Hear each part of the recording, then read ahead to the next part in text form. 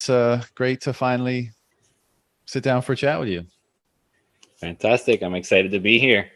I've been a fan of your work for a while now and been watching from afar, of course. And I think we line up on a lot of things, if your Twitter content is any indication. But the final push was the recent time chain codex that you released. And I just finished reading it all today. And man, I don't know where to start. I mean, there's so many interesting components of that, but maybe a brief. Do you want to introduce yourself to people that may not be familiar with you, and then we'll get rolling on everything you're Absolutely. up to? I think my Twitter content is definitely a good indication of, where my head is at. That's like, it's kind of like it's a lightly filtered view. I almost say unfiltered, but it's a lightly filtered view from my mind for sure. But yeah, I think so. Most people either encounter me through just, on Twitter, just going around and shit posting, as it were, or through the art, So I think I'm probably most well known for the Bitcoin full node sculptural series that, Mm-hmm. Sailor has one. So I think like that's probably the most visible aspect of my stuff. And then, that was a series of 10 different sculptures. So each one was kind of made out of a different material, and they all kind of were based on the same design principle. It's kind of like a calendar that tracks Bitcoin over 132 years, because the way Satoshi coded it was just so beautiful and elegant that it just felt like it would translate well into a visual design. So I was kind of just trying to map out Bitcoin as I saw it. So it kind of took the protocol rules and the things from the actual Bitcoin core consensus rules and kind of mapped them into it as well, and also some ethos and other things. So, okay, it's kind of a little almost like a little museum of Bitcoin ethos and Bitcoin philosophy, as well as the code and the issuance schedule as well. And then, so that's kind of what I've been doing the past 3 years. And I think most people know me through those projects. And then, like you said, I did have the little time chain codex thing now, which was really just a weird experiment that came out of nowhere. I started almost just looking at the AI stuff, saying this is all interesting, but it's kind of ugly. I was more like making fun of it than anything else. And then I think as I got into it, something drew me into it. Oh, I think what it was I saw people that were using it in ways that it caught my imagination. I was like, oh, this is really creative and neat. It wasn't just like making a picture and having that be the end result. It was people were actually like branching out from just the image. And some people were making tarot card decks. And I saw some guys saying, I've been trying for 3 years to make characters for this video game I've been working on. I've not been very successful with it. And I used this AI art thing. And in 3 days, I've got all my game characters. And I was like, man, like this is really neat. And then I saw another person post, hey, I made a graphic novel using this in 1 day. Here's how you can do it. And he posted a little video tutorial on how to do it. And that to me was, I think the trigger. Once I saw that, it was like, ooh, I've always wanted to make a comic book. Like, is this really possible? And so that's what kind of got me down the rabbit hole of this, that project that you mentioned there. Yeah. Well, for anyone who's not familiar with the node sculpture, I mean, you just wildly undersold it. It's like one of the most interesting things like I've ever seen in my life. So if you're not familiar with it, check out Fractal Encrypt on Twitter, and you'll see links and threads explaining it and showcasing it. It's absolutely phenomenal. And as you said, the Giga Chad now has one as a halo behind his head on some of whatever in one of his studios. I don't know exactly where it is, but he seems to have a few different setups, and it's kind of Christ-like behind him in one of his studios. So it's certainly on display for all the people that his interviews reach, which is a lot.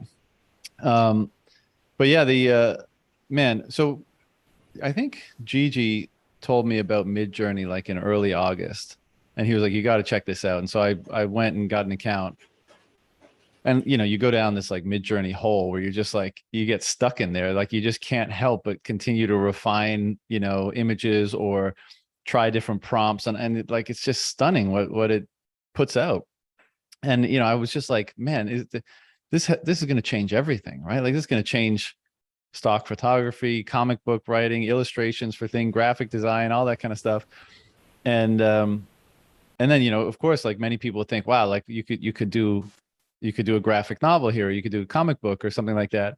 And there you go. You know, you came out with one that is around Drew's what was the title of that article? Bitcoin's hash. No. You still there? Can't hear you. I'm sorry. I think it switched my microphone for some reason. But yeah, it's Drew Bensal's Bitcoin astronomy articles. So That's he right. did a series Bitcoin of three of astronomy. them. And I wanted to do, I did the first two of them in that comic series, the graphic novel. And I heard it from the same source that you did. Gigi is the one that I blame entirely for this whole project and like driving me off on this crazy course that spent like weeks of my time. I thought like I was gonna, you know, I saw this, like I said, a video that said, "Hey, I made this graphic novel in one day, and so can you." And I was like, "Oh, cool, I'll do this in a day." But nah, for me, it took like actually 21 days to get from like never touching the software before to actually finishing the graphic novel. And it was, man, you know, it was really philosophically crazy to go through this stage of like starting out almost making fun of a project, and then at the end, it's helping you realize this weird lifelong dream you've had of, hey, it would be cool to make a comic book. And you know, it's like all these things just lined up together. You know, the Bitcoin astronomy was one of those things that just captured my imagination. As soon as I came across it, I actually heard Guy Swan reading it on Bitcoin Audible. I think he read either part 1 or 2, and then I had to go read them myself and kind of like take it in a little slower. And as soon as I came into contact with that, I was like, man, it would be so cool to see a comic of this. And there's actually posts of me all over Twitter trying to convince other people like, hey, you should like maybe do this as a comic book. I think this would be cool. But no one really took up the mantle. So when this project kind of like placed itself in front of me, I was like, well, I don't have a story of my own to tell. What would be interesting? I was like, I'm trying to just turn this over quick. Like, I'm not gonna like write a whole story in a day. So like, let's see what we could take from the Bitcoin memosphere. And of course, like I quickly landed on Bitcoin astronomy because it's like the pinnacle that I've come into. Yeah, so far as Bitcoin sci-fi. And also another good thing about it was that it didn't really have characters in a sense. So it wasn't like I needed to do a character-based graphic novel, which is very difficult right now with Midjourney. So the format of it really lent itself well to just kind of working within that. But then the other things about it was like, it's almost like a self-serving project in the sense that like I hunger for more of this Bitcoin sci-fi. And by creating this time chain codex, it kind of like as a non-character based story, it creates a framework, almost like we're creating the canon of this Bitcoin sci-fi world that exists, and it spans millions of years. So there's so many stories that can be told within that framework. Like, you know, who are these people that are taking 75 years to go deliver an iceberg to your Jovian mining colony and stuff? And like, if you live 10,000 years, like, is that like a rite of passage? Like, and all the struggle that you go through to go, spend this time, and who are these people that are going interstellar missions and these generation ships? And so I think there's a lot of those character-based stories that can get told within this framework. So I'm hoping that by putting this out there, maybe it will start firing up people that are more creative than me to do cool stuff that I can then consume. Yeah, well, I'm sure it will. I mean, when this came up, like a couple weeks after Gigi introduced me to it, I was like, man, and I didn't know what people were doing with it yet. And I was like, surely this would be like a great way to do a comic, right? And I told him, I was like, I don't read fiction, I don't write fiction. I'm working on a nonfiction project. And I was like, even I started like making notes about like a novel or like a fiction sort of thing, because like the ease with which you can generate really striking images almost inspires it, kind of as you were saying. And so absolutely, I think, oftentimes, there's those people that think that technology is going to make humans obsolete, right? Whether it's it's always been the argument, right? And it's absolutely, perhaps it's made more these days because AI is seemingly such a powerful entity on the horizon, and people are afraid, like what are we going to do when we have that? And I think, who knows how it's actually going to play out, but I think early indications of something like this actually just reveal that the technology is going to inspire so much, for people to pull so much more out of themselves, creativity in the like, in the sense of like a comic book, but also creation in the sense of just manifesting the contents of one's mind with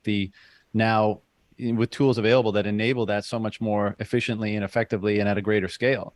And so to your point, I think there's going to be a ton of I think there's going to be an explosion of creativity that comes out of this. And it's like, it's so exciting because it's unprecedented, right? Like you've never seen this type of imagery strung together like this. And even, I mean, I don't mean even the codex. The codex was awesome. I really enjoyed reading it. And it's funny that you mentioned that, like, you kind of had a hunger for sci-fi, and that's kind of the vein it was in. And like, of course it is, because we're talking about, hundreds, if not thousands of years in the future. And you're always speculating how that looks. And it's kind of the basis of sci-fi. But I mean, there's a good logic to Drew's article. And as a result, there's a good logic to, the codex. And so when I was reading it, I was like, I think this is pretty much how things are going to play out. Like, I think this That's is awesome. a relatively, predict, like a pretty good prediction of how things are going to play out. Well, because I took Drew's article, I kind of translated it into the graphic novel, and then I kind of sent it around to a couple people that I thought might have interesting feedback. And everybody that I sent it to pretty much gave me back some really interesting thoughts. And it's just, it puts you in this interesting headspace where you're contemplating these far future ideas, but also you want it to make sense. It's like this has to follow through, because I've always read comics for a long time, and that's one of the important things is you want to have some continuity between the story. You don't want it to flip off over here and go over here. And what I really like about Drew's story is that it doesn't we don't really break the speed of light at any point, so you don't have to do any of this weird hand wavy science fiction that usually happens with science fiction. There's always like, right. Oh, it's so inconvenient for the author that they just like, okay, we have spaceships that go that quick, or whatever it is. Where this story, It goes the opposite direction, and it kind of spans out over millions of years. So it gives you this really breadth of expansiveness that you don't like. We haven't even been a human society this long yet. This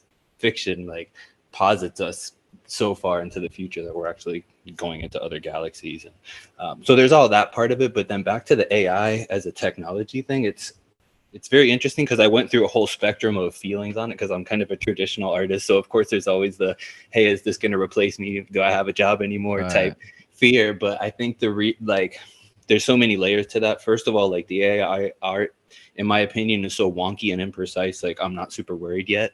And then on the other side of it, it does such beautiful image generation and shape generation that it's a very interesting tool. And I think like as an artist, like if I want to make anything at all, I'm usually going to go to the internet, search up that item that comes into my mind, and start looking at reference images of what that thing looks like to kind of get an idea of what my art piece is going to look like. Now I have a tool that can let me look into a place that doesn't even exist yet and create shapes that have never been seen before and don't even exist, but yet may still be in line with this vision that I'm trying to create. And it's almost like you're kind of sculpting and molding it, and really like you're talking to an AI. Like you type into your computer, you type words to it. It's just how you talk to people on Twitter. And also like it uses GPU processing cycles to create the art. So there's no, like, it's a proof of work that's used to create the art, and you actually have to pay for the GPU cycles in a sense, like to create this art. And like someone's paying for that somewhere. It's in the cloud, and like you can't create the art without doing that work first. So it's just like Bitcoin, where you have to use computational cycles to produce this digital artifact. Like it's the same exact type of creation process. So I dig all that, using it to create Bitcoin Sci-Fi. I think it's a neat tool. Just like a pencil is an art tool or Photoshop is an art tool, I think this is just a new art tool for people to use and be creative with and have fun with and do things. But I think it does increase the speed at which we're able to do things. So that comic book, like, I probably could have sat there and draw out the whole comic book myself, but I'm not a super fast artist. So 132 pages would have taken me a significant amount of time. Plus I'm very picky with stuff. So like I nitpick every little detail. And with this, I was able to just go through and say, you know what, I'm not going to mess with the output from the AI. I'm going to just try to find something that looks like what I'm trying to do, but I'm not going to do any like photo editing or color correction or any of that stuff. I'll just kind of like see what comes out. And the neat thing about it was it does so many things well that I was able to use the codex as almost a little mini museum of AI art. So like not just one style, but like I was able to go through all kinds of different stuff that it does, for the super photorealistic stuff, super comic booky looking stuff, just all the different iterations of oddities that I was able to find that it could do. It does these really neat technical drawings, and it's very interesting the way that whole project came about. And I really enjoyed it. Really kind of captured me a lot deeper than I thought. I was kind of spending all my time from waking up to going to sleep, just sitting there talking to this AI. It got like super intense for the few weeks that it was going on. Well, but you want to like, so you're interfacing with this thing that's able to generate novelty, right? And I don't, yes, and that seems to be novel in itself, right? So like you put in a prompt and you maybe have an idea of what you're looking for, and then what it sends back to you, maybe there is some of the stuff you were looking for, but you're like, yeah, oh shit, like I didn't think about that angle or this color or that imagery, and of course, like how can that not, for anyone who's even like remotely curious, how could that not inspire you to just want to probe that thing more? Like, holy shit, like, what might you introduce to me that is completely novel that not only I've never seen, but potentially nobody's ever seen? It's just too juicy of a question not to like get sucked into. So yeah. most It's of the like going people that to a I've museum. talked to, No one in the history of humanity has ever witnessed, nor it will witness if you don't, and you get to actually curate what it shows you to some degree, other than the fact that its idea of what you say is often different than yours, which is again part of that novelty generation, which is exactly. super interesting. Yeah, and it brings to mind, when we were discussing like kind of the supposed risks of technological advancement in obsoleting human beings, whether it's their Sure. work or their creativity or whatever. It makes me, especially this type of innovation, makes me think of, I think it's a quote by Emerson, and I think it goes, "A mind once stretched beyond its dimension, or a mind once an idea." The mind once stretched by a new idea never returns to its original dimensions.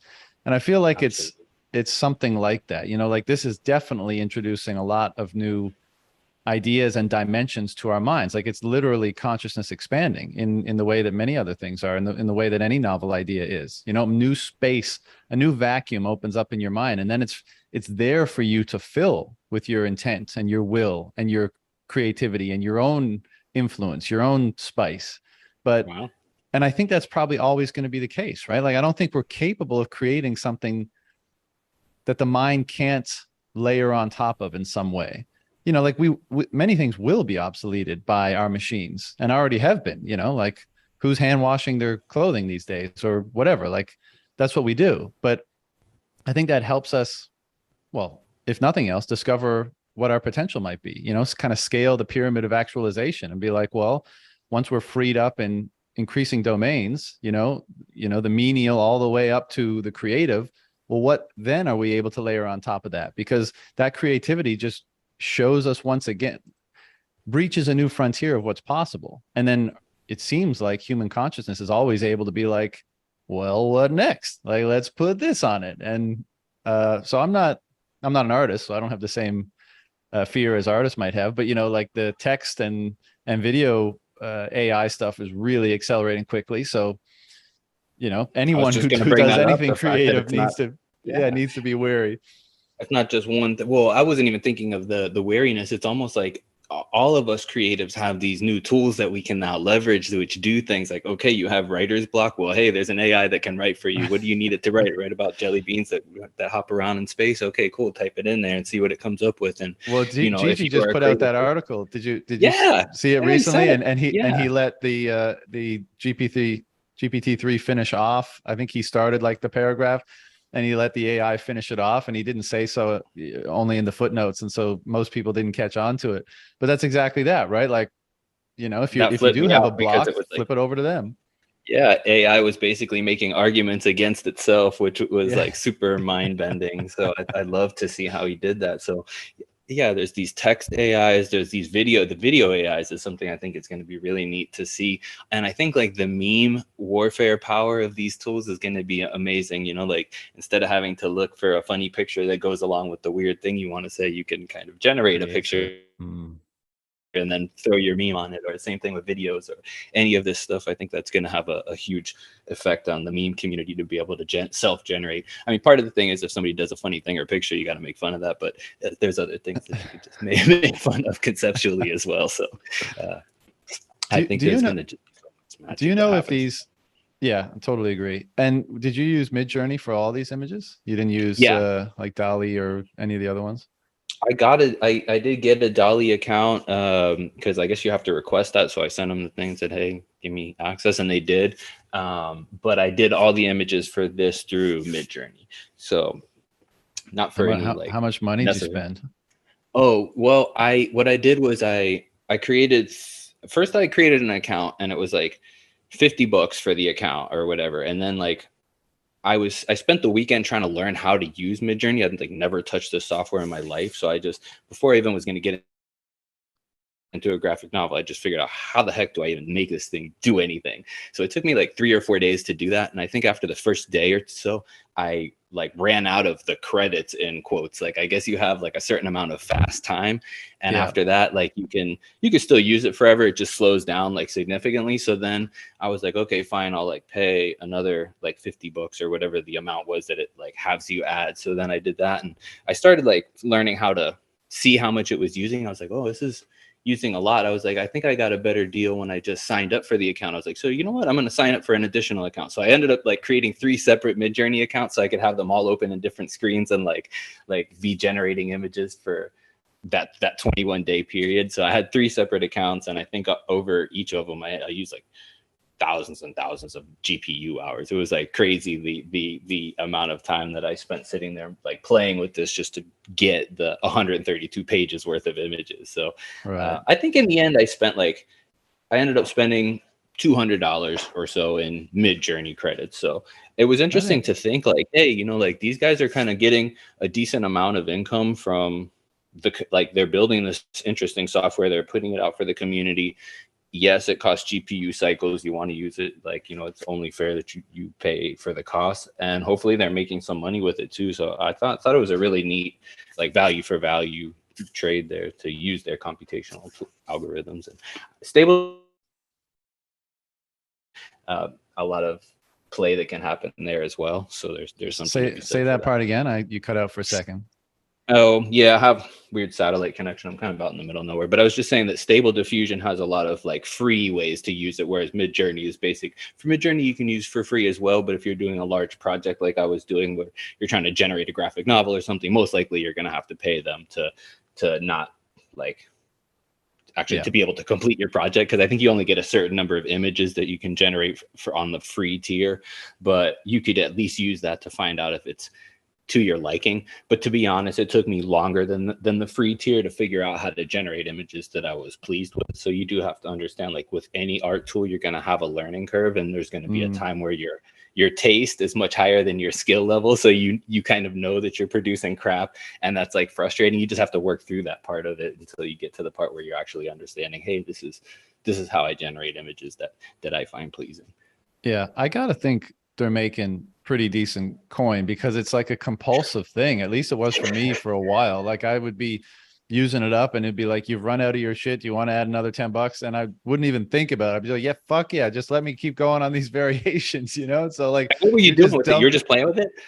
Yeah. I was just like, you didn't even have a project. That's awesome. No, I think that's great, man. I hope they are making some money, because I think it's a really neat way for them to keep developing this, because I think like the technology this month is much more like significantly better than it was 2 months ago.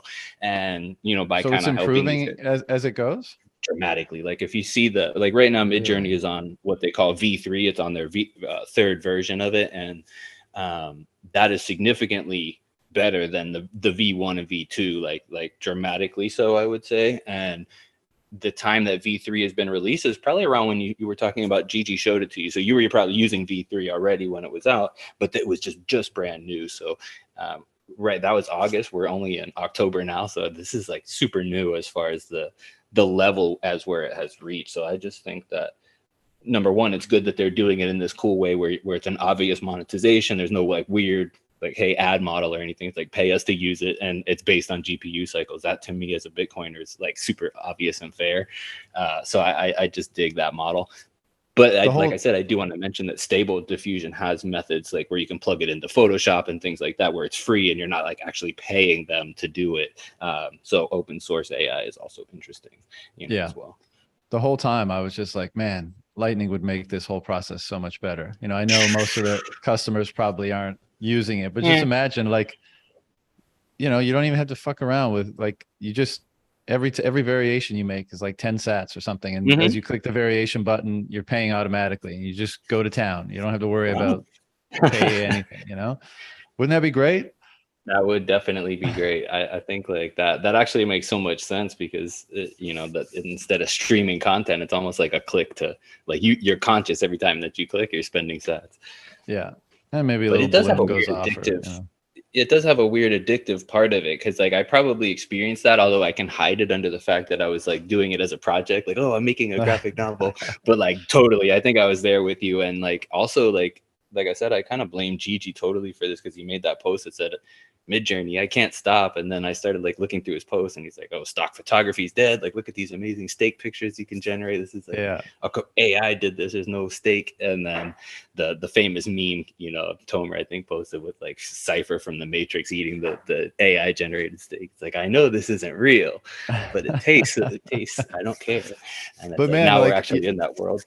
like you just always want to see what's behind the next variation. You're like, who knows? Maybe it's the thing I want. And then it comes in, you know, like in bursts, like, you know, 15%, 30%, and it starts to Right. take You can shape, and watch it. you're just there waiting. Come on, come on, come on. And then it, you know, it does it. And you're like, either holy shit or, oh, this is close, you know, click variation again. And yeah, I think that's going to be, I mean, we know how social media kind of happened upon the human race, and maybe a lot of people weren't ready for it, and it's had both positive and negative influences. But Yeah.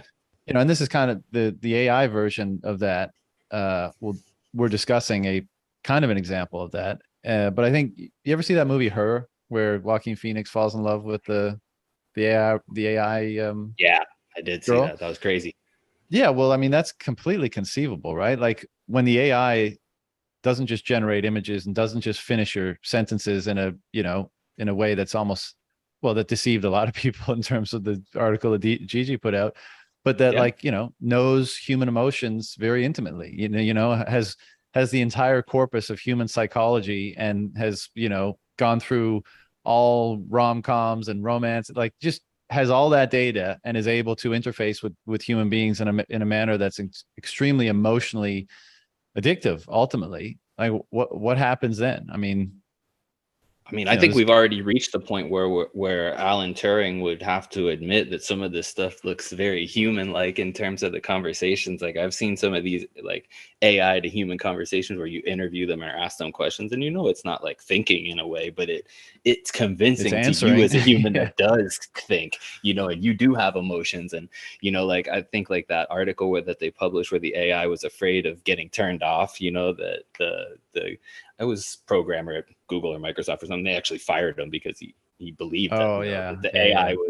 was like worried about getting turned off. And but when you read the transcripts of the conversations, and they may have been doctored or edited or shifted around a little bit to the form I read it in, I would be a little concerned too that you're like killing this entity, you know. So I think we're in a very interesting space as far as what humans perceive and emote in terms of these technologies.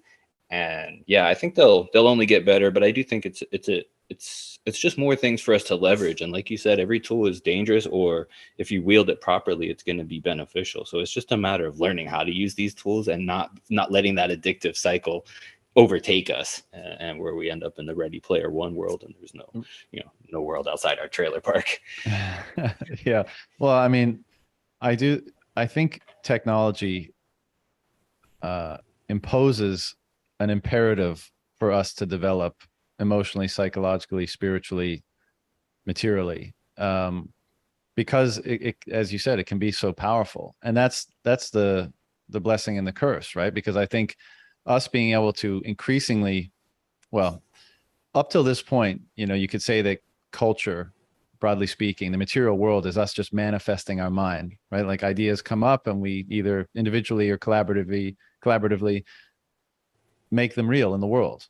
And so, like, you know, the world we're always interfacing with the contents and the products of our mind. And now, you know, AI is still that, but it's one that's able to generate novelty absent our direct you know, prompt, or our direct, you know, intervention. It's able to kind of do it independently. And I still think, you know, mechanically, like, you know, philosophically, let's say, the process is still the same. I mean, that introduction of novelty into our lives is going to be a, you know, razor's edge, but if we walk it properly, it's going to mean the further development of our consciousness and, you know, the things, well, the exploration and extraction of our potential. We'll be able to further that process that perhaps we've been engaging in since the beginning of time. We're able to see what we're capable of. The flip side of that is, you know, with great power comes great responsibility, and that's why it's a pressure, right? Because you either kind of actualize your highest potential or you potentially destroy yourselves, both as Right. an individual or as a collective. And it You certainly probably seems need people like, that do a little of both, you know, in order to create the inertia to push it to the, you know, to the mainstream consciousness. So you need some people that are using it properly, and you need those other destructive people as well. Just, I think all life will have those duality balances, yeah, and it's just your path has to be to keep you on the path that's going to be more productive, because certainly that I don't know if the desire is the word, but there, you know, that pull for you to take your attention and place it somewhere where it's not going to benefit you is extremely strong today. You know, and every yeah. single direction you turn tries to pull you away from whatever your path really should be. So I think it's really hard for us to consciously say, you know what, you know, I have to actually shave down all this stuff and focus where it is. And then sometimes you end up in one of these places where your path and the distractions are meeting. Like okay, I have this project that I'm trying to complete using Midjourney, and it's also like a little bit addicting. So you get to play in these spaces where, you know, I find that to be very stimulating, and the project was extremely gratifying, you know, to be able to come up with a physical, like, hey, this is like a proof of work that I've now completed, and you can kind of put it out there for all time. It's like, you know, okay, I did the project this week, but maybe a year from now, 2 years from now, someone will read it and will do something for their mind, or you know, their life in some way. And, so I think that's a neat tool to be able to use, because if it does allow us to iterate quicker, then more content can be put out. And also, I just think it's a really neat tool for people that are doing things like, say, anything that you wanted to do. You wanted to think about, like, hey, I want to make a movie. Well, you can actually storyboard out the movie in this AI thing, and it may not be exactly what you have in mind, but you can get the basics down. And that's an easy way to translate and tell other people and get them excited about it. If you just have it in your mind and you kind of explain it to them, there's a lot lost in communication, I think, because sometimes when you're into a project or you're into a design, you know it so intimately that when you describe it to others, like you said, I kind of undersold my design before. Maybe it's because I just lived in it for so long. So like the Right. things. So yeah, I find these external. Well, I think we've all had like that experience. Maybe you're trying to get a logo done and you're working with someone and you tell them what you want and they send it back and you're like, this is nothing like Yeah. I was talking about, you know, because it's almost fully formed in your head, but it's completely different in somebody else's. So, you know, I Yeah, you agree. need to give a napkin scratch version to the artist at Yeah. least, you know, like, hey, this is kind of what I think, and yeah, to get them somewhere along. So it's exactly what I'm saying. So yeah, if you have this tool, you can actually convey your ideas in an easier way, and that's another thing Gigi is doing, is he's using the images and then kind of putting them along with you know, his articles and tweets, things like that. And I think that makes it a lot more powerful. It's not just an image; it's actually an image plus an idea. So that's a meme, you know, that can transfer far and wide. 100%. And I mean, like one of the reasons I asked you about the cost was like, I mean, how much would it have cost to like hire a graphic designer to produce one of those images, even if they were even capable, because they're so kind of That's an amazing complex point. and novel and stuff. And it probably would have been in excess of $200 for one. And you were able to produce Absolutely. whatever it was, 100 plus for that amount of money. So that alone just brings down the barrier cost wise, at least, to more creation. And That's a super point. And not only that, but I'm extremely picky. So like if I worked with another artist, and I was thinking about this the whole time, if I was working with another artist and saying, hey, make this, and they were sending me it back and I'm saying, no, I don't like that a million times, you know, they're going to get insulted at some point and stop right. working with me. The AI, you could just keep on saying, no, that sucks, that sucks, that sucks, that sucks, that sucks, that sucks. Oh, that's a good one. And, For you now, know, until they fire back, like, listen, motherfucker, you said that sucks a little too much. And my AI start to feelings hurt are my starting to feelings. get hurt. And then you'll start to believe it too. And you're like, oh, damn, I have to be I better be kinder. nicer. Yeah. Yeah. Um, you mentioned that like you had done some study in the first couple of days to figure out how to do your prompts most effectively. Like what kind of hacks can you share? Like what did you learn that helps produce the images you're looking for? Oh, I had a whole bunch of things that I did. And one of the most successful things I think was searching both on the Midjourney like forums, and also in the Midjourney, like there's like a gallery or something where they kind of have like a Midjourney site where you're logged in or something, and has a community feed, and both that and the Discord have a search. So if I wanted to kind of like get like an idea of what Midjourney thinks a certain word looks like, then I can plug it into those searches and see what starts to come up, and see what like what does it think that word means, and then what happens when you put other words along with this word, because everything, like now you're basically using text to describe, text is your magic words to tell this thing like, hey, I have a magic wand, I want you to make me this.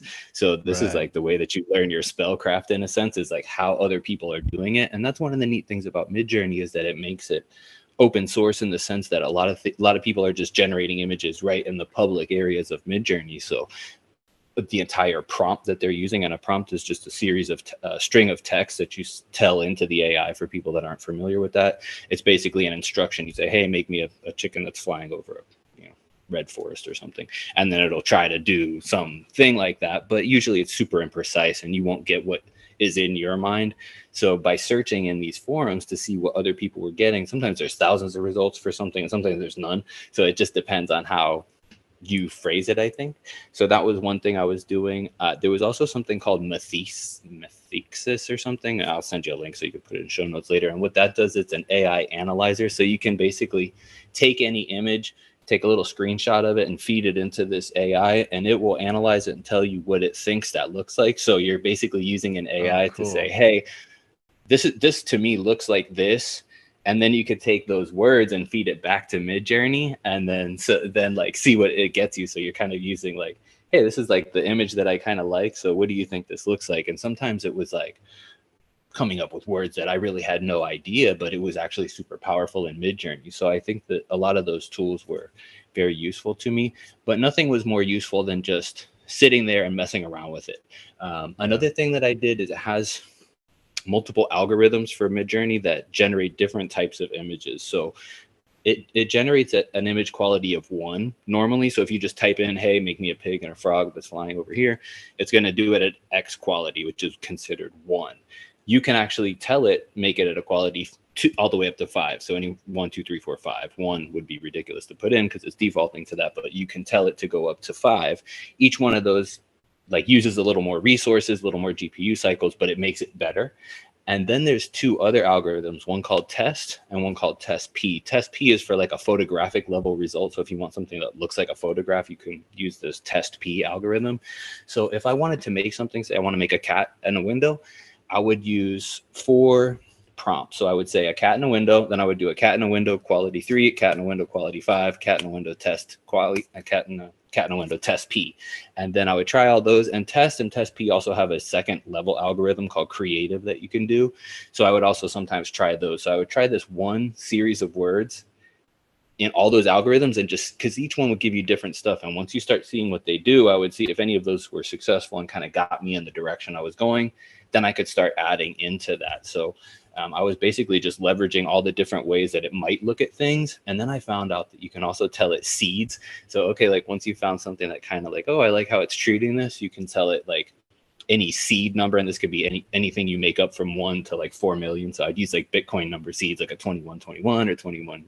I think I couldn't use 21 million because it was higher than 4 million, but I could use 210,000 or 2016. So I would use these Bitcoin number seeds to generate images. And the seed definitely, it does 2 things. One, if you're generating images across a whole bunch of different words, like, hey, I want a cat and a frog and a pig and a thing, and you make them all the same seed, it will give them a continuity that you can follow. Or alternatively, if you use the same thing and switch the seed, it gives you like wildly different results using the same word. So I would do all kinds of seeds. So like you'll get a result and like stamp it with a seed that you can layer on. Just write it into the prompt. Like you just say, hey, I want a cat and a frog. And then you put -- seed, and then you just make up a number, space number, and then you tell it. Another thing I found out for my comic, which was super helpful, was that you can set the aspect ratio. So like when I was drawing the comic out, I actually would set all the panels up, so I would know exactly what the size of the panel is that I needed for that set of words. And then I would generate the image at that exact size. And the thing was, before I learned that, I was like losing parts of my image. You know, like, hey, I wanted the comic panel to be a rectangle, but it generates a square, and I'm losing this really cool part up here. That was frustrating. So I learned that you could just tell it, hey, print me an image at this size. And what it worked like to any weird size. And most of the algorithms, test and test P, have limitations on like how skinny they'll get. But like once I was able to do that, it really helped tell the comic story, because it's like, hey, this panel has to be really tall and skinny, and you can make an image that fits that. I found that to be very helpful project wise as well. Yeah. You know, as I was reading the codex today, there's two things that, well, many things that came to my mind, but two things that I'll mention here. One is just how, you know, like we touched on earlier, this was done to be like a sci-fi sort of comic. But as I said, like when I was reading it, I was like, yep, this all makes pretty good sense, you know? And so like it almost imbued in me, well, it did imbue in me like an enthusiasm or an aspiration for engaging in the process that would, you know, further this enterprise, you know? So there's an aspirational or inspirational component to this stuff, I guess, as there always is. But the point I'm making here is because the logic was, because it didn't put in all that sci-fi hand wavy stuff that you mentioned before, like it was pretty logical. And then as I thought about that, I was like, how will this affect education and understanding moving forward? Because like I've read Drew's article, spoken with him, and I, you know, understood the thesis, I think, fairly well. Or you could say like even with the Bitcoin white paper, and that one probably maybe was a little bit more opaque for people at the beginning. But what if that information was told in this sort of a way, right? Like anytime you had something that was technical, but obviously just by virtue of the technical details being true or working in some way, it means it coheres with a narrative in the material or real world. And so what if you just, you know, you created a narrative through this extremely helpful set of visualizations that conveyed, you know, what was formerly just kind of boring technical, you know, jargon. You know what I'm saying? Like it really, the codex really impressed upon me the capacity for education and entertainment to mix in a, and that's, you know, they've always been closely related, but less so as you get into more sophisticated topics, right? So like, you know, a kid's education, it's very heavy on the entertainment integration. And then as you move to, you know, more sophisticated themes, it kind of leaves it. But it just made me think like, wow, because the understanding of Drew's thesis that I think people will get from the codex, no disrespect to Drew, but will probably be more like palpable or easy to comprehend than just reading his, you know, extremely detailed and extremely interesting article.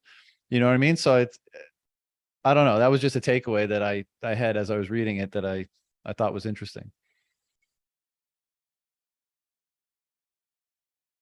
Can't hear you. You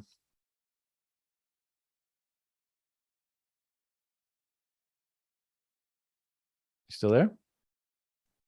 And I don't know. I think for some reason it keeps switching my mic, but that's, I think now that I'm back. All good now. All right, cool.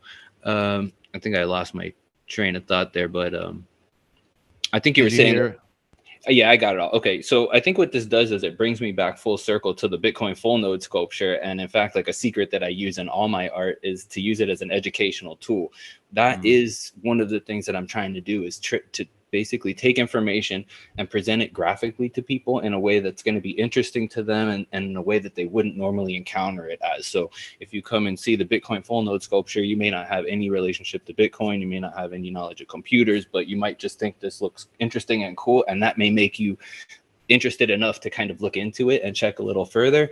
So my intention with the codex was exactly as you were saying, just to make it maybe a little maybe make it accessible to a different type of person. Like, so Drew's done such an excellent job in putting it in this textual format that maybe I could do it some justice by putting in like a graphical format that may appeal to other people that kind of take in information that way, because we all learn different ways.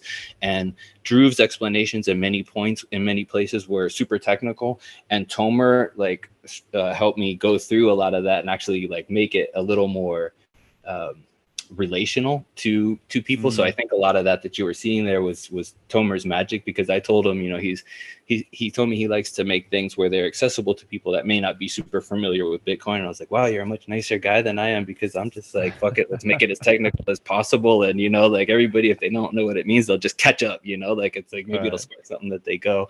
But his was like a total 180 where it's like, no, we want to make this like, do you want to be like super highly technical, or do you want them to like understand like what you're trying to convey? And it's like, okay, yeah, we want to kind of like make this a coherent story. And so I think like having these different avenues to present the same information is valuable. And I think that yeah, you totally keyed in on something that I was trying to do. So awesome.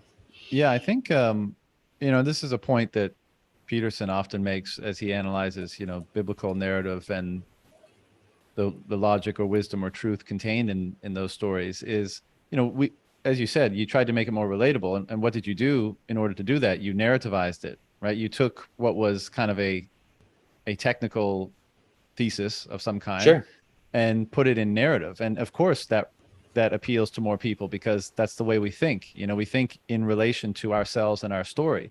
And so when we see that, when we see information laid out in a similar manner, I think it resonates, you know, a lot more. So, you know, anyone out there listening, I mean, someone should, wouldn't it be cool if someone did something like the Time Chain Codex just for the white paper, narrativize the white paper and put all sorts of amazing imagery around it.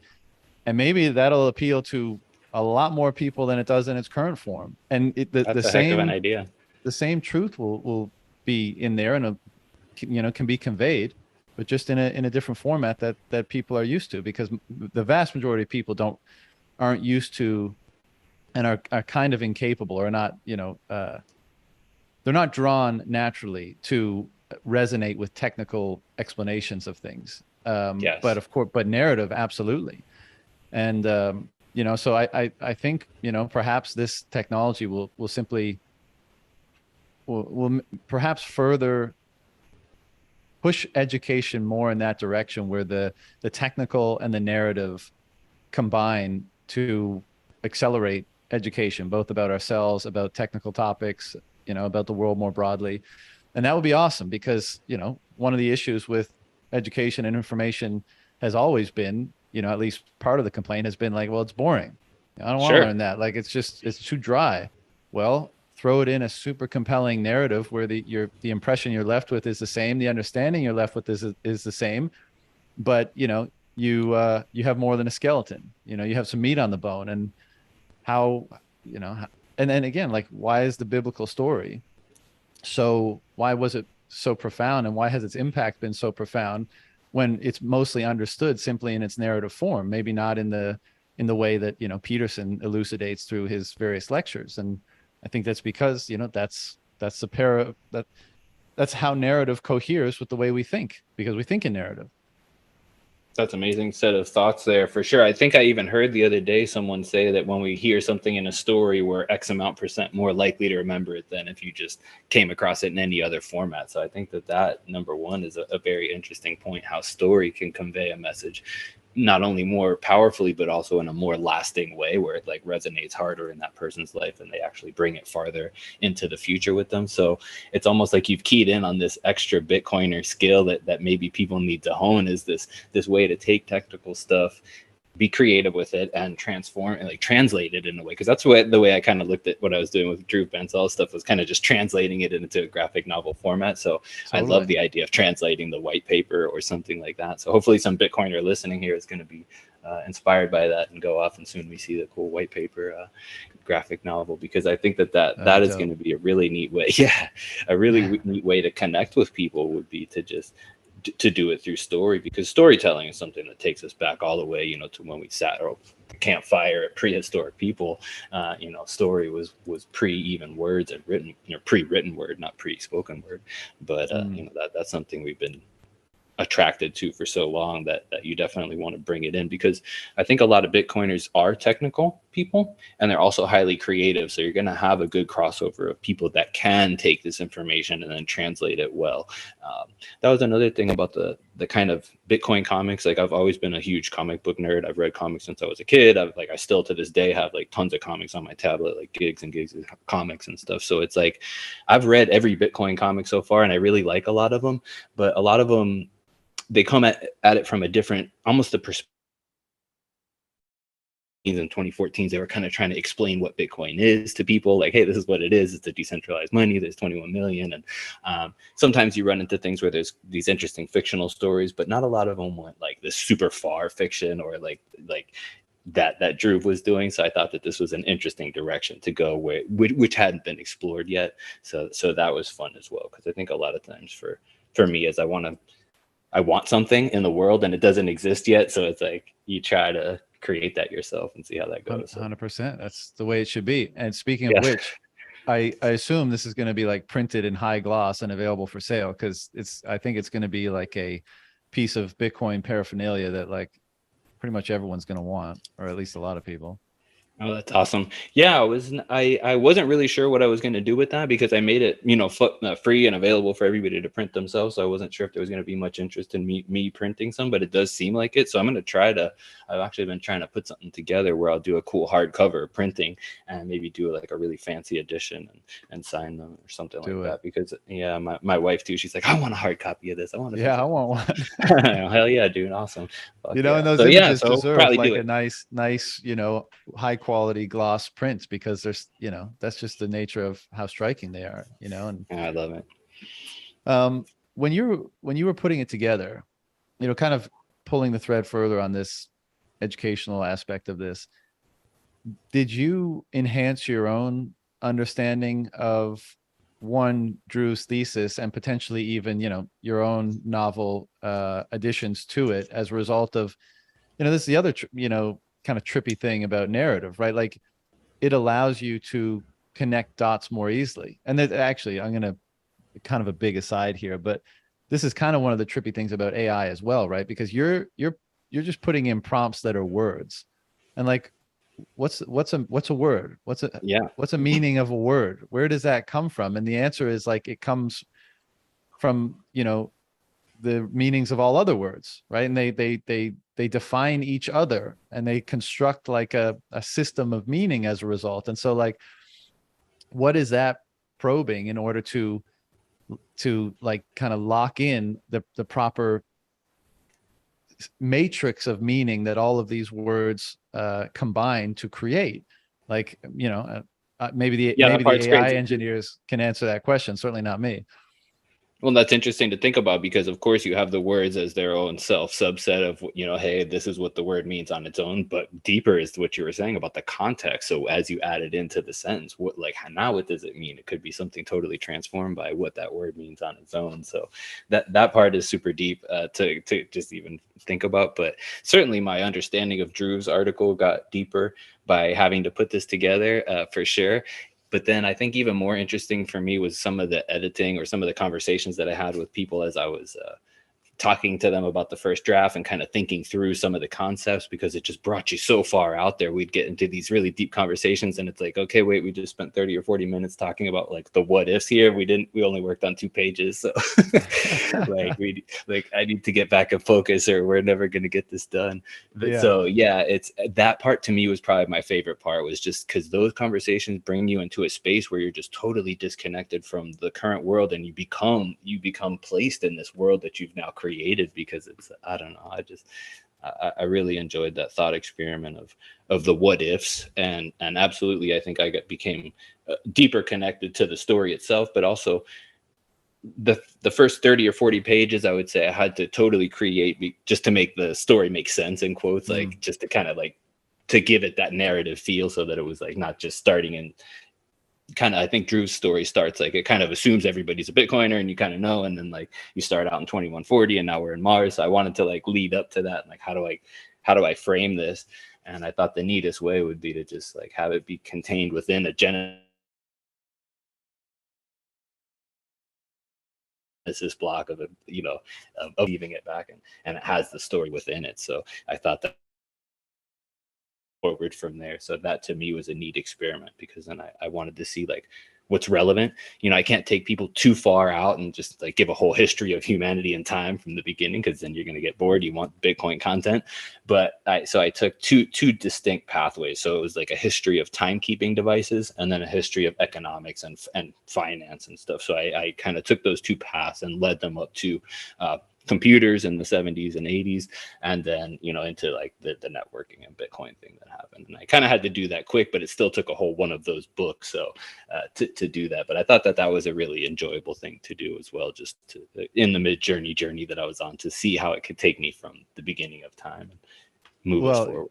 Yeah, that is super interesting, and that's actually was part of my point with the AI example. It's like you had to find a narrative tether in order to build up the narrative that you were trying to put forward, right? And so you had to find like a point or several points where you could be sure that like the context that would provide would provide context for the audience that you were trying to address.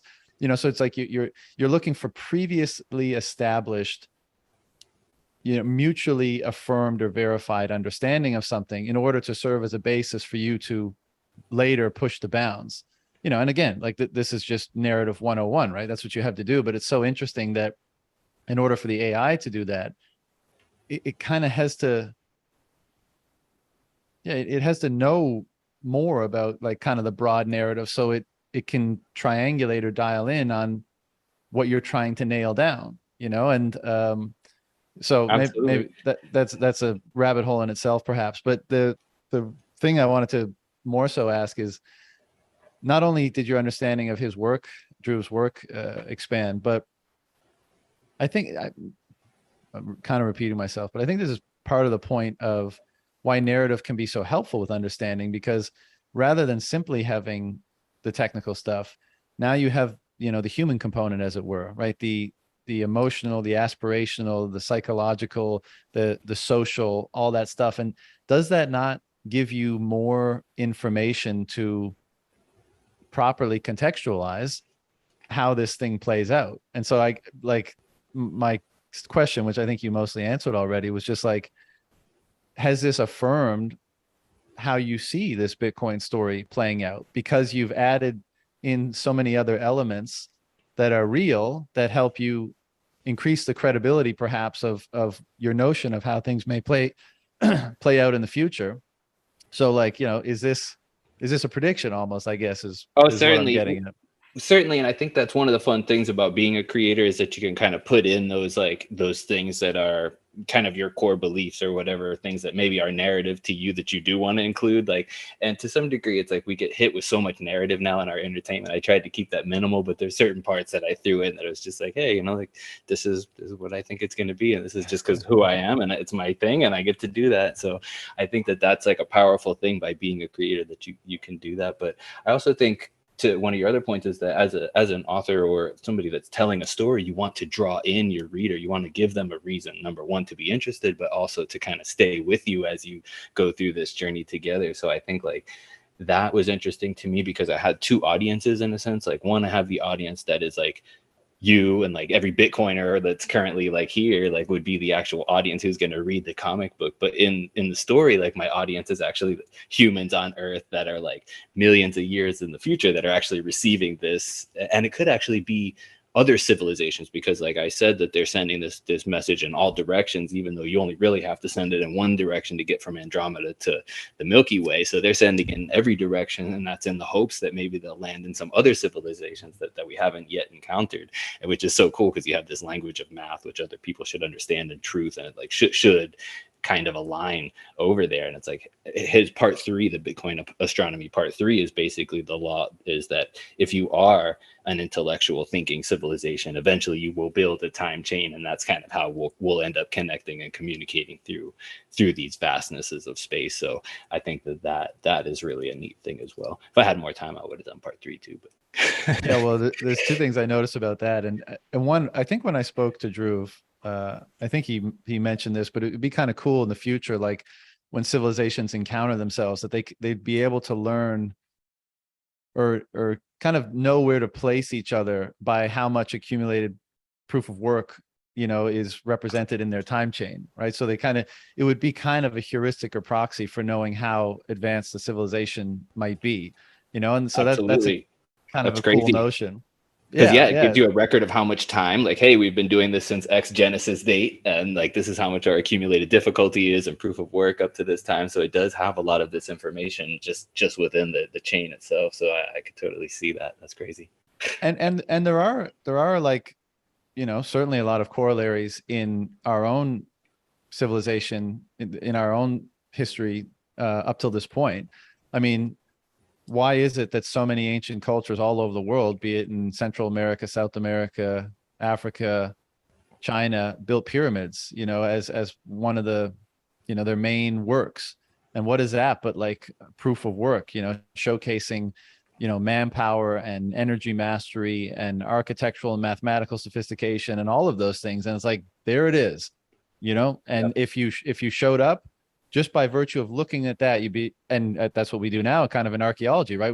If a civilization has that kind of stuff, we're like, oh wow, they were fairly advanced. Whereas if, it's just kind of mud brick huts and, hearths and stuff like that without much megalithic architecture, we're like, oh, they were not a highly advanced civilization. But if they have Mayan or Egyptian or Chinese or what have you pyramids, and they're enormous and they're complex and they're astronomically aligned and all that kind of stuff, then we're like, wow, these people were really advanced. And it's the same idea, right? There's just That's a perfect mastery analogy. over energy and mathematics, basically.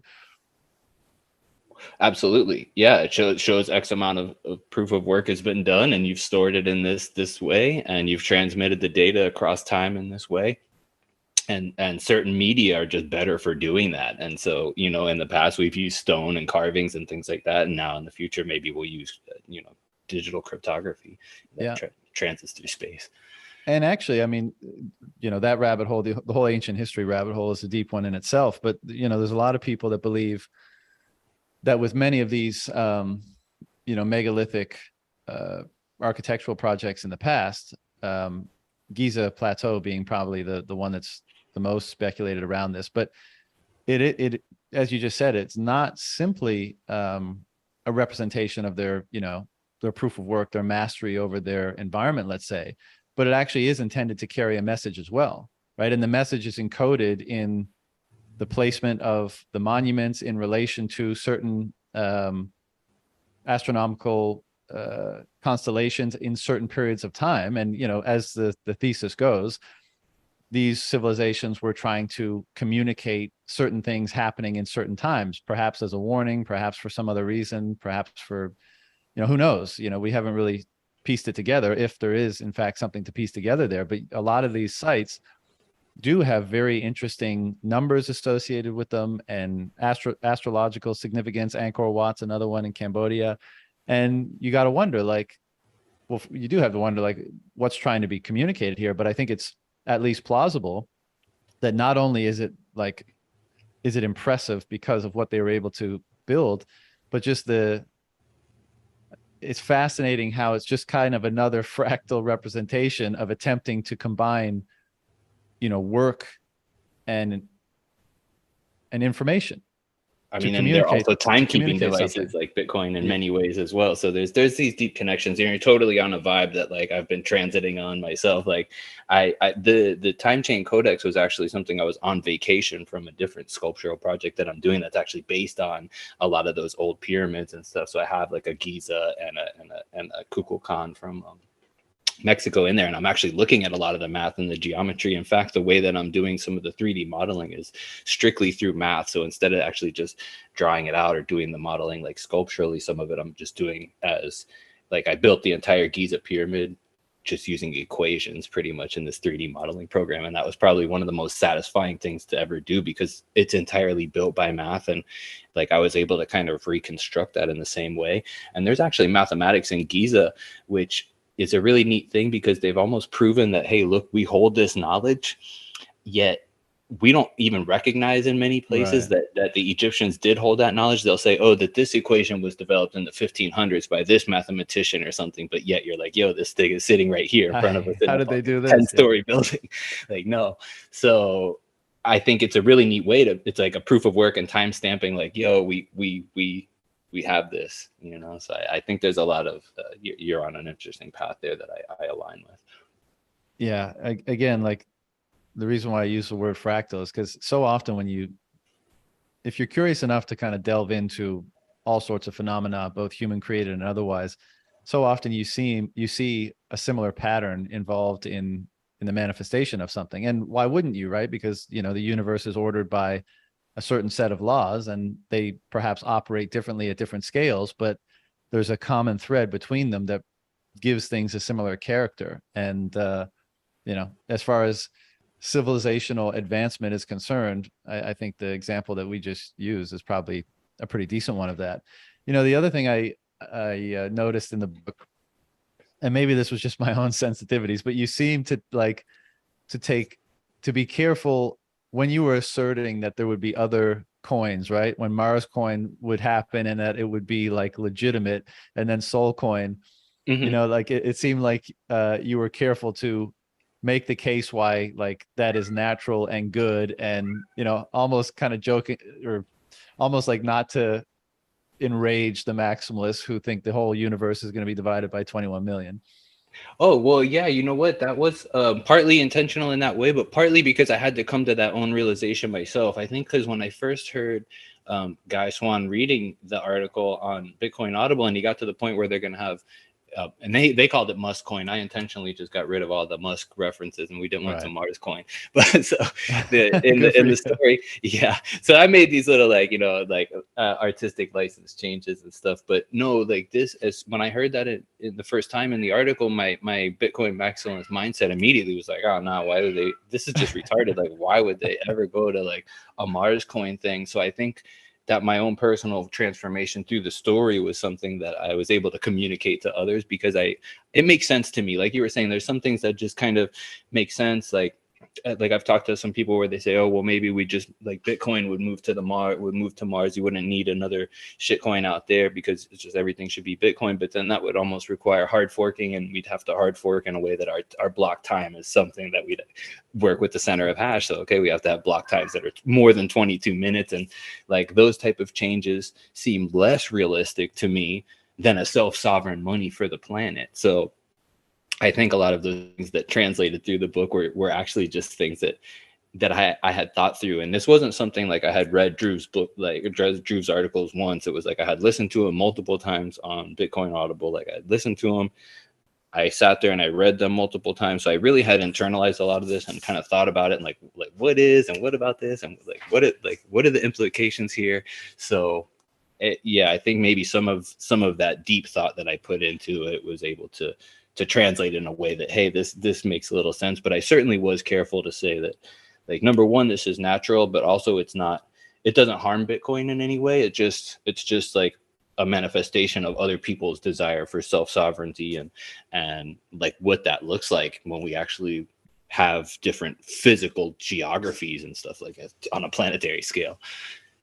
Yeah, I thought you handled it really well. And it's such a fascinating thing to think about. So, for two primary ways I'm thinking about it. One, it almost seems obvious now after reading Drew's work, but in particular after reading yours, that the incentive to go and discover new planets, new habitable planets, the primary incentive won't be like space is cool, I'm interested in it, and it probably won't even be the preservation of the human race, because really, how many of us really care about that when it comes down to real actionable incentives? And it's probably very few. But do you want to be the one to bootstrap a new time chain in a new planetary system and all the benefits that would accrue to you to be the initial miners of that and start a civilization that way? Well, I mean, I think Bitcoin's success is going to inspire many people, is going to incentivize many people greatly to want to do that. And so they'll be like, well, sure, I'll take the risk, to go to wherever and, bootstrap things, and, high risk, high reward. And I mean, it almost seems self-evident now that that's how, at least the human species is going to attempt to populate, the solar system and the galaxy. Like that's going to be the primary motivation. No, I love that you brought that up because that was absolutely mind blowing to encounter that type of thinking. Because even just the fact that, hey, you know, we can have these asteroid belts that now you're mining and you're gathering whatever power source there. There may even be like exotic energy sources that we have no clue what they are, and you can harvest that locally and then transact globally in the celestial sense. Because I think like, okay, that absolutely makes sense, and I totally see it as a future way that we're going to populate. But to bring it back like to where we are today, when I read Ross Stevens' investor letter that he put out in 2020 or whatever that was, I'm not sure if you're familiar with that, but he had a paragraph in there where he talked about how Bitcoin's energy use was going to transform the world, and we'd actually turn places that are like at this point they're just kind of desolate, like you can't get there, but they're beautiful like paradises, but there's really no reason to live there because there's no industry, no nothing. You can't get a job out there.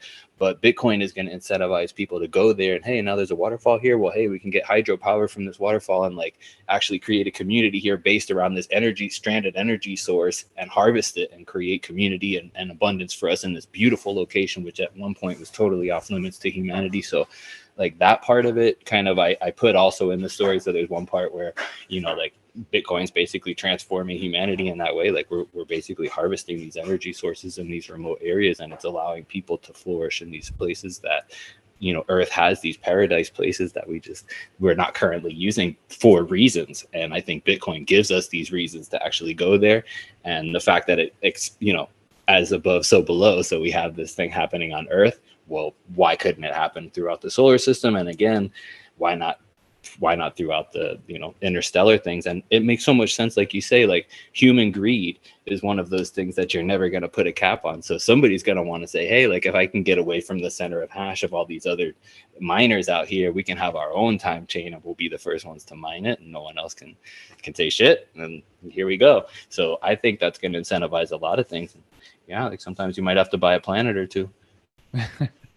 Yeah, I love the idea of, you know, stranded energy resources basically being tantamount to sequestered economic potential.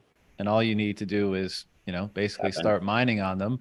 And whether it's a volcano or a waterfall, like literally you could, you know, the water flowing over the falls or the heat, the steam being generated by the volcano, that can be converted into the highest form of economic potential that we have. And of course, you know, that's going to attract people that want to live in these places. And so I incredibly bullish for, you know, the various Shangri-La citadels that might emerge around this Earth as a result of that process playing out. And side note, you know, as I was reading the Codex, I had to smash by a few times just because I couldn't contain the bullishness and had to pick up some more Bitcoin as I was reading. But, you know, another in related to like this, what's the word? Like pioneering, you know, going out and discovering new planets and stuff. I think it's going to be so fascinating to kind of the science of time chain parameters, right? So like, you know, because you might say like, well, we want block time to be a certain multiple of the rate at which the speed of light traverses the planet, something like that. And that gives you your hash horizon. But, you know, and then you say, well, what are the trade-offs for that and block space, and how does that affect the economics of block space and usage and throughput and all of this kind of stuff?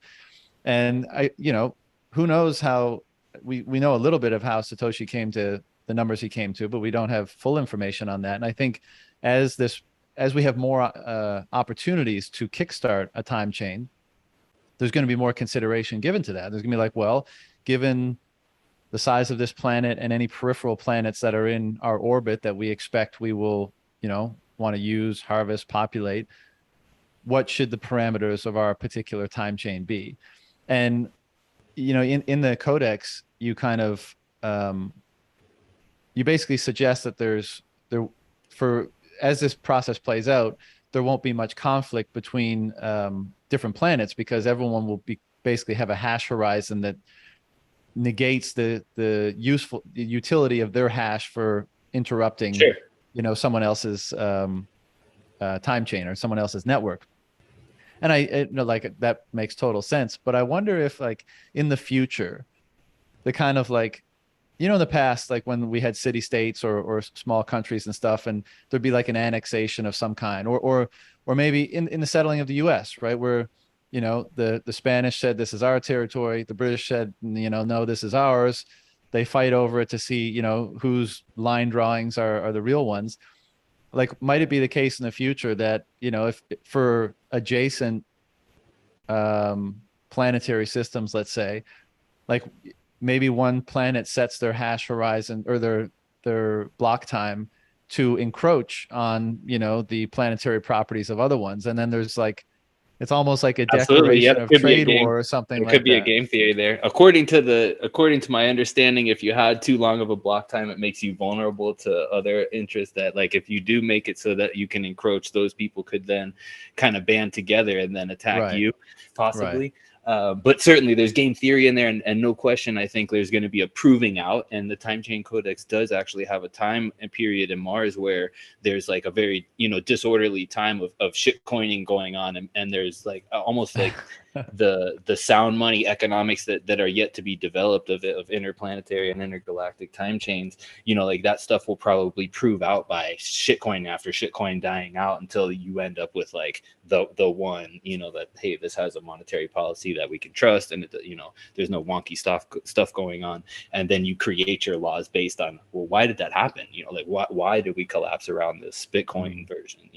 And I think like that's another thing I liked about Drew's idea, was it was kind of like using Bitcoin as the model. So like you have this as the model, and now you kind of have Bitcoin like time chains springing up in planetary environments. But then as soon as you go outside planetary, if you need to interact with each other, like, hey, how are you going to do that?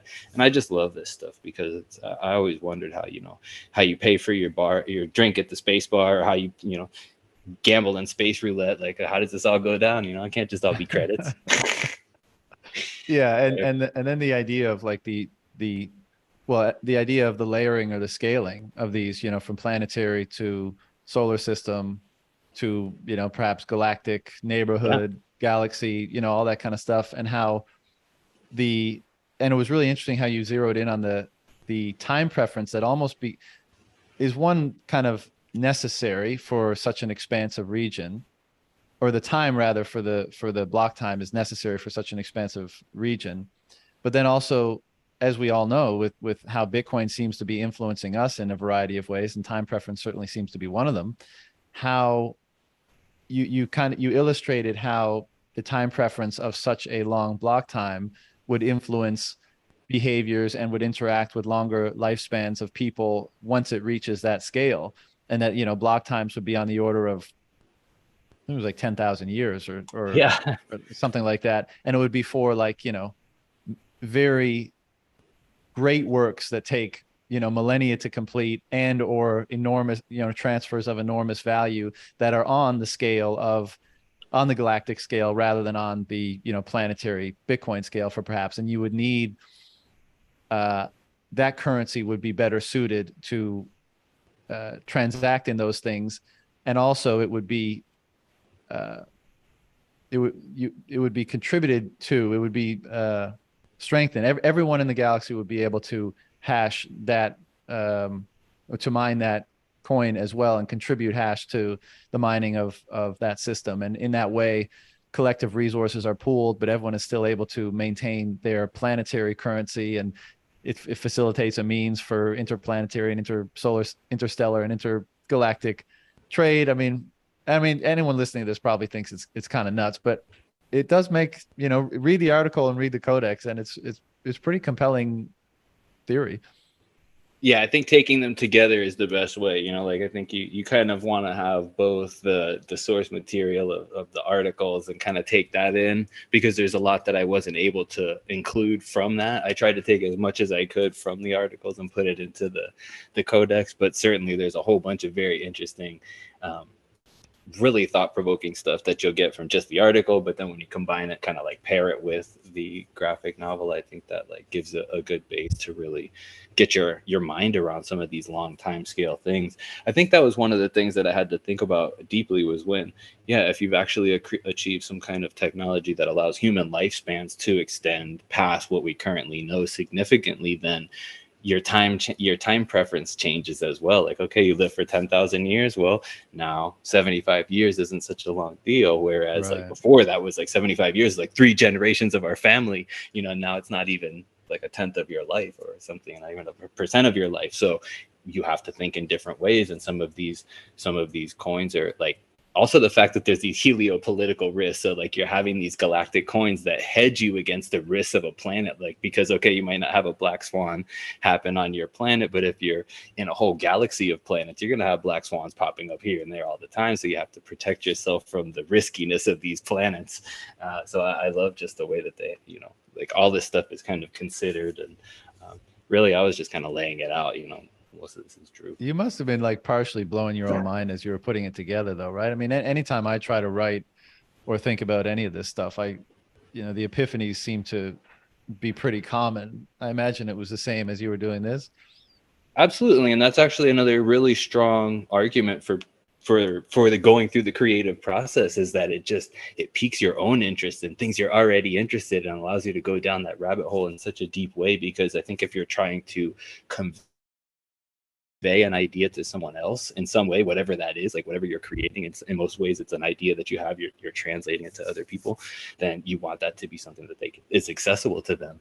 So I think that's one part of it, but the other part is that you get to just totally immerse yourself in this world that you're interested in. So, and you do kind of blow your own mind as you're going through it. If it's the right path, and that's kind of how you know you're on the right path, is that it's interesting. You maintain your own interest through the project. If you don't, then okay, drop it, go to the next one. Yeah, I find it so fascinating how this impact that so many people seem to be feeling on their time preference as a result of Bitcoin, right? As a result of perhaps having a greater sense of security or stability further into the future than ever before, and how that influences how you decide to allocate your own scarce resources, time, energy. And it's just so fascinating to think, or to observe, how that's kind of changed value structures within people that's happening to. Like, it seems like the more you push out the time preference, the more people devote themselves to, for lack of a better term, might be more virtuous works or more virtuous behavior. And there's probably a lot of interesting reasons for that, but suffice it to say, like, if that is at all accurate, what happens when you can push out that sense of stability in so far into the time, as a result of having time chain nestled within time chain nestled within time chain, right? Like, what might our future counterparts be striving to manifest if that phenomenon that I just described is multiplied by several orders of magnitude in terms of how it impacts them? I mean, there's no answer to it, right? But it's so interesting to imagine it. Well, yeah, one of the parts in the codex talks about how at some point we begin creating these mega structures like the Dyson spheres, and these like huge mega structures that take thousands of years to complete. And so that means you have to pay workers over thousands of years, and your contractors and your construction workers, so what kind of monies coin are you going to use that can withstand like these thousands of years time periods? But also, like, the project itself consumes more energy than entire planets and stuff to build whatever the heck this thing is you're building out in space. So it's I just love things that kind of put you in the mind frame to think of these things, because in order to create something, you have to come to the idea first, and you go from idea into actualizing it. And it's like, sure, we're not there yet, but eventually, like, it doesn't seem unreasonable to me that we would create these huge mega structures that can harvest the energy of stars. Like, it doesn't seem with it like totally outside the realm of possibility. Like, speaking back of Giza and old pyramids and stuff, like when people say, oh, these are made by the aliens, to me that's always insulting, because it kind of takes away from like what we can do as humans is so amazing that it's just like, I feel like, like, this is stuff that we did, this is our heritage, and like this is where we're going. Like we're on the way to mega structures in space. Yeah, I mean, I think maybe that's some people have a certain, well, first of all, who knows, but some people might feel kind of a sense of nihilism or something around the human species, and therefore not be able to attribute such high works to them. But I think it's more likely the case, probably like you, that our ancestors actually were smarter and more capable than we know, and we are therefore able to give them credit for.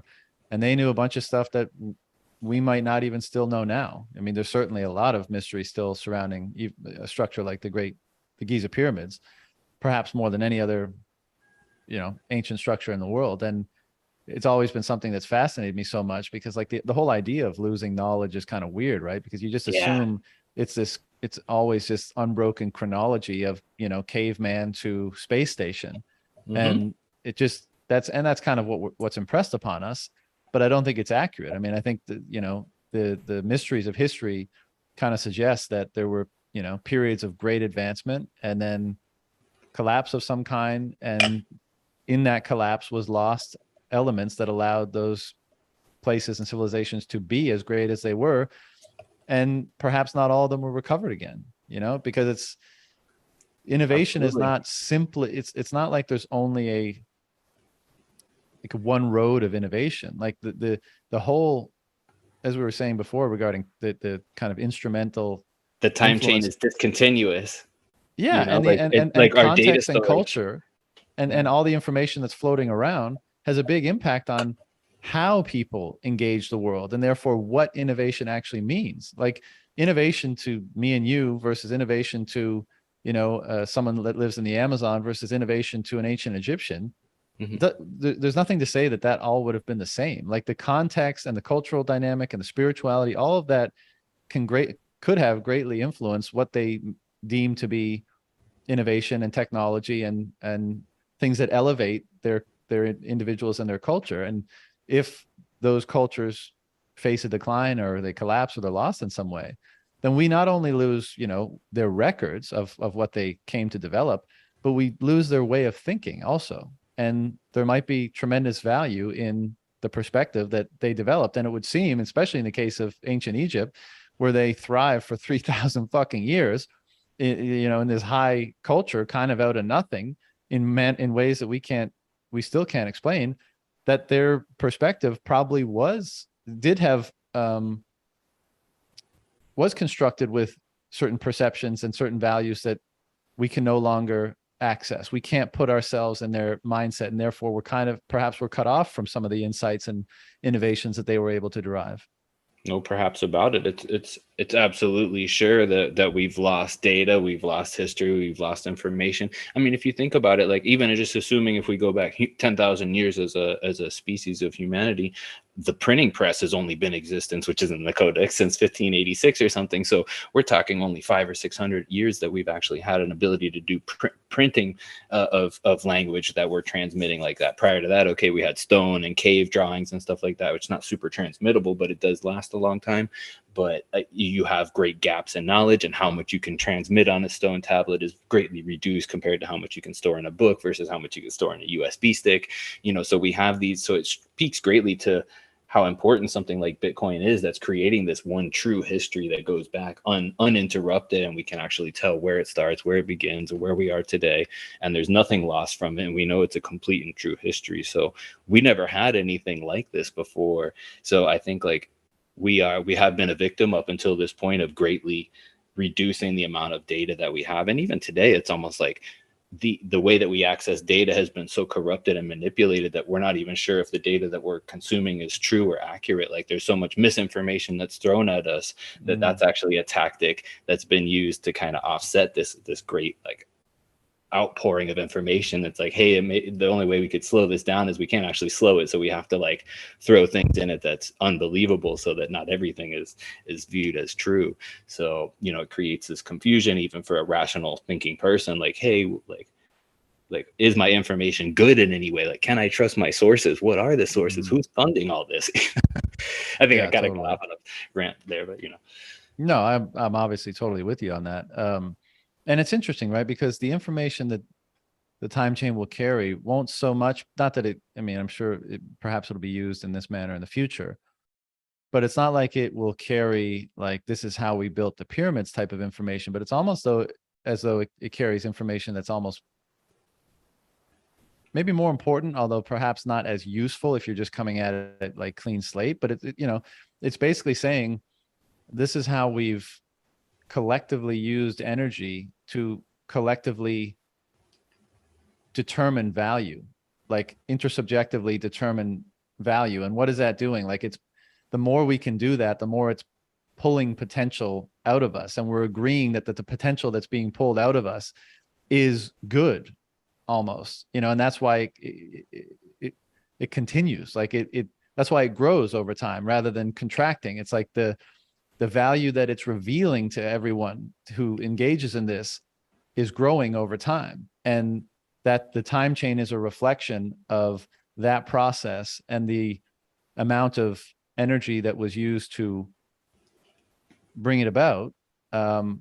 That's a type of information that I think is incredibly profound, although not immediately apparent how useful it would be to someone. But I mean, the whole Well, let me rip on notion. that. Like, I think you have hit on something here where you have like, okay, you have this limited data space in the time chain. So yes, you can't fit in all this. Like, you may not have a romance novel on there, and you're not going to have the whole of Blockbuster or Netflix like on the Right. time chain, and that may like be a good thing in many ways, but it does limit you. So you have a very like you have a very specific and limited data set that's this truth here.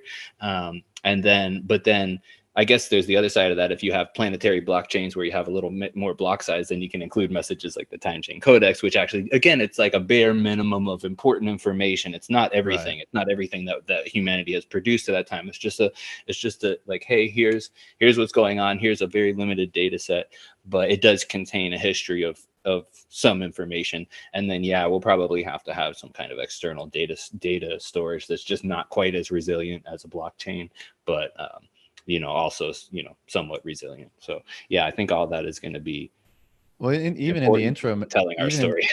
Yeah, totally. But even in the interim, it's like, even to the extent that you use the blockchain for, non-transaction data, it's like, well, you better make sure that information is super important and valuable, because it's going to be taking up extremely valuable space. And so that might be like a decent interim filter for making sure that what gets most, preserved is real and is not all the kind of, and very important, and not all the bullshit that all the noise information that we contend with today.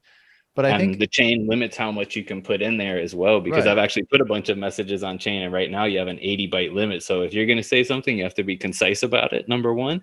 And number two, you also want it to be 100% right, because if you fuck it up, it's visible to everybody for the rest of all time. So Right. like, yeah, I totally agree with you that when I do use it, it's like I'm putting something there that's important or meaningful to me. I mean, of course, we all know there's like at Pepsi ad, the version of Pepsi ads on chain from 2013 or whatever. But I do think like, but I also am of the mind that it's like, if you pay the fee, then there's no such thing as spam, but it's self-limiting, because there's a limited space, and it costs money for every character, every text byte you want to put on chain that you're paying for. Yeah, man.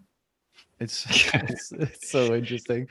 I'll have to think about it more after we get off the call. But again, even though it's not actionable information, back to the point we were saying, when like one civilization rocks up on another, and like, let's have a look at your how much accumulated proof of work you got going on. And it just seems like it's obvious that would be such a good heuristic, because again, it's like it's a representation of how the collective was able to, I mean, what is value is a very interesting question. I've been dealing with it a lot lately, but suffice it, without going down that rabbit hole, just saying like their degree, their capacity for coordination and collaboration has built up this degree of work in service of that collaboration and coordination, and what it might result in, what they might manifest and create together as a result of that.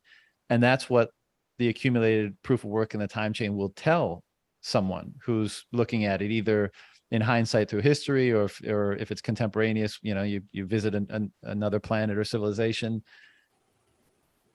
Yeah. And I don't know, just endlessly fascinating. And I'm going to be very interesting to see how it plays out. I saw an article the other day that was talking, it was also based on Drew's work, and it was saying why a proof of stake blockchain could never be a choice of like any kind of intergalactic society. And it gave examples of why, like, if there's a proof of work society somewhere versus a proof of stake, these people wouldn't even really care about interacting with the proof of stakers, because it just didn't have any real world value. It's like they're making up their own physics and all this stuff going on out here versus as above, like, so below, right? exactly. So So yeah, I think that is like a way where you can tell, hey, is the species intelligent? Like, are they shitcoining, or do we want to talk to these people? Yeah, No, yeah. You might not even they, have to go there. You can just spy on them and be like, "Oh, wow, look at that proof of work. Let's go down and say hi." You know, they're not yeah, likely to attack us or try to blow us up. these people need another NFT ICO cycle or two before we can go talk to them. Wait 5 years, we're coming back. That's awesome. Well, man, I'm sure we could talk for ages. Was there anything, on your mind that you wanted to chat about before we shut it down? I don't want to take up too Yeah. much of your time.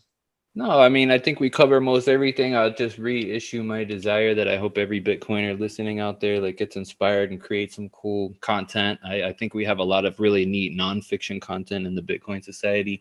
I'm kind of jonesing to see what you guys want to come up with as far as not fiction content, like where does our imaginations take us? So I fully support that. If anybody's doing projects or you're working on stuff and you need help or ideas, like feel free to reach out via DM. I'm always happy to help and spread the Bitcoin word as long as we're not doing no shit coining.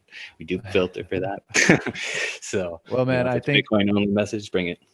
I think your work in the Codex, oh, well, all of your work, but especially this most recent work, in conjunction with the tools that people are now recognizing are available, is going to create a fairly strong, is going to inspire a lot of people to engage some of the creative juices. So, first of all, I thank you for kind of kicking that off, and I can't wait to see what Bitcoiners create. I mean, my final comment is this: I want the Bitcoin Renaissance for the same reasons I'm sure many other people do, right? Just the peace and the prosperity and the lives that we can construct for ourselves and the communities we can engage with.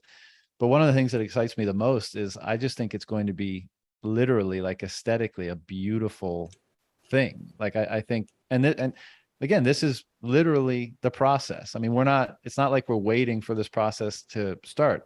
Your work here and the work of many others thus far, even we're only 13 years into this, is emblematic, I think, of how this thing is inspiring and is also freeing people up to give them the time to create, because of course, if you're just on the fiat hamster wheel, perhaps you don't have the opportunity. But the more people that become free, the more people that get inspired what Bitcoin represents, I think the more that, there's an impulse to express. And that's going to come out in visual art, architecture, in every conceivable way that creativity can express itself. And like, when I think about the Bitcoin Renaissance, or when I think about however much of that future I'm going to be able to experience, the thing that gets me the most excited is how much beauty there will be everywhere, or at least how much beauty I'm seeing. Like, I think there's going to be everywhere, and so you're definitely an early pioneer in that process. Well, awesome, man. Thanks very much. Yeah, I really am excited to see that future that you're talking about. And I totally believe in that. And I did just think the other day how our entertainment has just become so corrupted in every medium over the past few Yeah. years that it's kind of sacrificed the storytelling in place of narrative. Like, it's more like, hey, we're just using this content, this entertainment in quote context that you're getting as a narrative delivery tool. And like, it's just very painful to almost need to watch any shows or movies nowadays. Like, almost you want to go to this old school content. And like, I was even, I've hidden in comics for many years because like I was able to get away with it in comics and we didn't get like this weird infringement. But recently, I would say over the past like 6 months, it's totally hit over there. And like, even in comic books where we're getting like narrative driven. So I think as Bitcoiners, to me, it's important to see us take back this content creation. That's why I was kind of promoting like Bitcoin fiction, but it's really Bitcoin creation in any form. If you're a painter, if you're a sculptor, if you're a writer, if you're whatever the hell you do, like, we need to take back content creation totally from these people that have destroyed content and just turned it into a narrative driving medium, or at least turn it into a Bitcoin narrative driving medium. If we're going to use it, like, let's use it against them. We're like meme warfare and shit. But, like, I think that also like these principles and the ethos of Bitcoin, like, we take this stuff, we package it. It's palatable. It's real. It's something that people can touch and think about in their own minds and lives. And I think they're going to resonate with it. And I think the more of us that go out there and create content that people can, like you were saying, like, they see a story and it resonates with them, it's gonna like bring more people over to this mindset. Because I think like Bitcoin maximalism is just rationalism. It's just like, hey, I've had to look at the world and this is just where things lie, like, rationally for me. And I think other people will resonate with that. So I think again, I just want people to create for us, because we have a limited space. And if we just, like, our time and our attention is so important, and everybody needs entertainment, you know, like we all want to kind of be entertained and lose ourselves for a bit. There's huge value in that.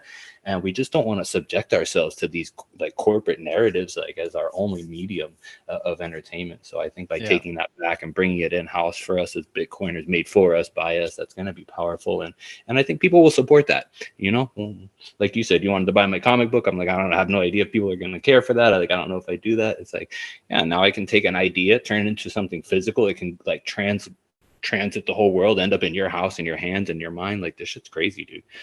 Yeah.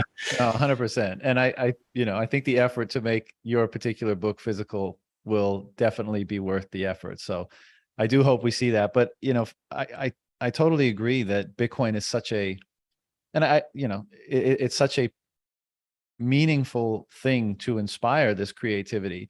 And as you said, I mean, like, it's cool to read like whatever comic you're into, like, but there's a gap where, it's fantasy almost, like, well, I'm never going to be Wonder Boy or, Superman or something like that. And so even though it's entertaining and it can be even inspiring in certain ways, what I love about the creativity coming out of this place, Tomer's videos, another great example, this, lots of people who I'm, blanking on right now, but it's entertaining and it's inspirational and it's aspirational. You're like, it's laying out a potential future that you want to move toward, and you can. That's the point. It's like, it's available. Now, depends on your, potentially your proclivities as a creator. Maybe you make it a little bit more outlandish or less or whatever. But the general point is that the theme that, we're dancing around here, that's generating a lot of this content and creativity and inspiration, is real. And so, we're basically exploring potential futures rather than just imagining futures that will never be. And I think that has maybe a perhaps unappreciated contributing impact on how this all plays out. And so let's see more of it. I want to see more of it. Yeah, like how you said, it's aspirational. So it's like, it's like actually like, hey, it's something that we can aspire to. And it's like, almost, you have this vision, you paint it out for others, you make it accessible for others, you make it a reality. So it's like, you go through you have to go through these proper steps and stuff. And, I think that's a good place to leave it. I think we covered a lot of ground here. We got people probably super out there. And I really had a great time. Thanks. Yeah, me too, man. I'm glad we finally did this. I appreciate the time, and I look forward to chatting again sometime in the future. Absolutely. Absolutely. All right, brother. Take care.